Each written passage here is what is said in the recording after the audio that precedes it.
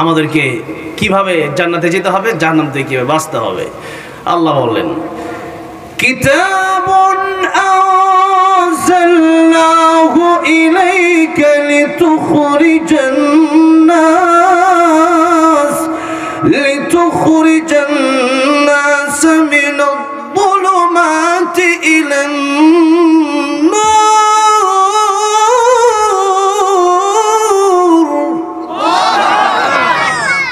আল্লাহ বলেন, ওগো নবীজি, আমি আল্লাহ এমন একখানা কিতাব কোরআন শরীফ আমি আল্লাহ নাজিল করলাম।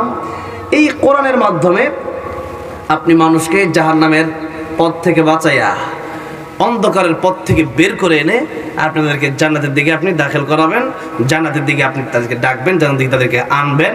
কিসের মাধ্যমে? জোরে বলেন, কিসের মাধ্যমে?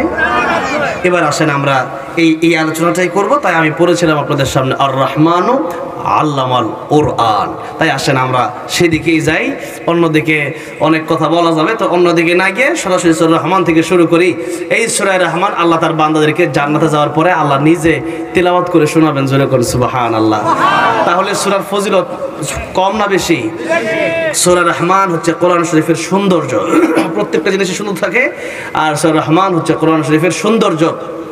এই সূরা রহমান জান্নাতে যাওয়ার পরে আল্লাহ যারা জান্নাতে যাবে এদেরকে আল্লাহ বলবেন, ও জান্নাতীরা, তোমাদেরকে আমি আল্লাহ কোরআনে যা ঘোষণা করেছিলাম জান্নাতে এই নিয়ামত দেব, তোমাদেরকে আমি হোর দেব, গিলমান দেব, নহর দেব, মধুর নহর, শরাবের নহর, এরপরে পানির নহর। এই নহরগুলা তোমরা কি পাইছো? তখন দুধের নহর। তখন জান্নাতীরা বলবে, আল্লাহ কোরআনে যা বর্ণনা করেছিলেন, আল্লাহ নবী বলেন, আমি জান্নাতে গিয়ে দেখে আসছি যে আল্লাহ কোরআনে যা বর্ণনা করছে জান্নাতে তার চেয়ে 97 গুণ বেশি আছে। জোরে কোন সুবহানাল্লাহ।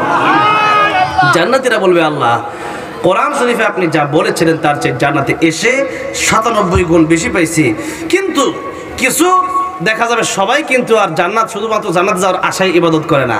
যারা আল্লাহর ওলি, যেমন আব্দুল কাদের জিলানী রাহমাতুল্লাহি আলাইহি, তিনি মাঝে মধ্যে বলতেন, जन्नत और दोज़ख से या रब्बी क्या करूं, जन्नत और दोज़ख से या रब्बी क्या करूं, आरज़ू है मैं तुझसे देखा करूं। ऐ अल्लाह जन्नत और जहन्नम দিয়ে আমি কি করব? ऐ अल्लाह रब्बुल आलामीन,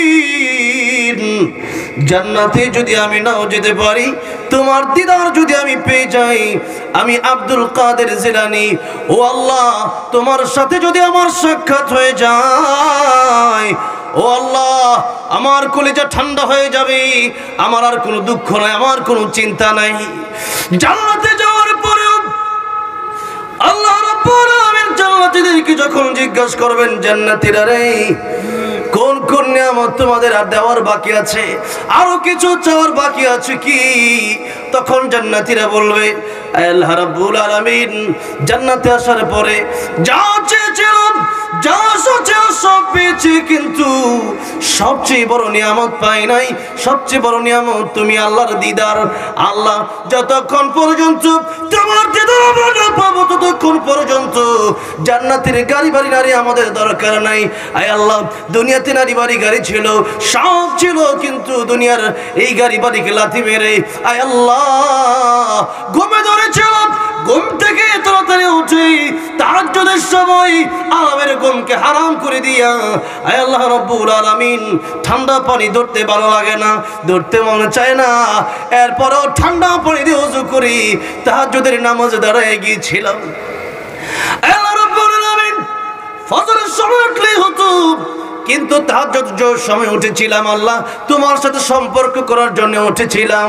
আয় আল্লাহ রাব্বুল আলামিন, না দেখে ঈমান এনেছি, না দেখে ইবাদত করেছি, না দেখে ওয়াজ মাহফিলে বসেছিলাম, না দেখে তোমার কথা বিশ্বাস করে তোমার ভালোবাসায় আয় আল্লাহ মাদ্রাসা মসজিদে দান করেছি, এতগুলো কাজ করেছি, তোমাকে না দেখে এত ভালোবেসেছি।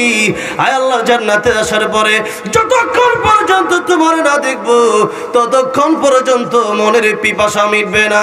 আল্লাহ বলবেন, ও জান্নাতীরা রে, আজকে জান্নাতের ভিতরে একটা মাহফিল হবে, সেই মাহফিলের ভিতরে আমি আল্লাহ রাব্বুল আলামিন তোমাদের সাথে দেখা করব। আল্লাহর দেখা, আল্লাহর দিদার মজা কম হবে না বেশি হবে? আর একটু জোরে কম, বেশি হবে। আল্লাহর দিদার, এটা কি আমি ওয়াজ করে বুঝতে পারবো? ওয়াজ করে বুঝতে পারবো না। এটা কাঁচা মরিচ কেমন, এটা কি ওয়াজ করে বোঝানো সম্ভব? হ্যাঁ, ওয়াজ করে বোঝানো সম্ভব না।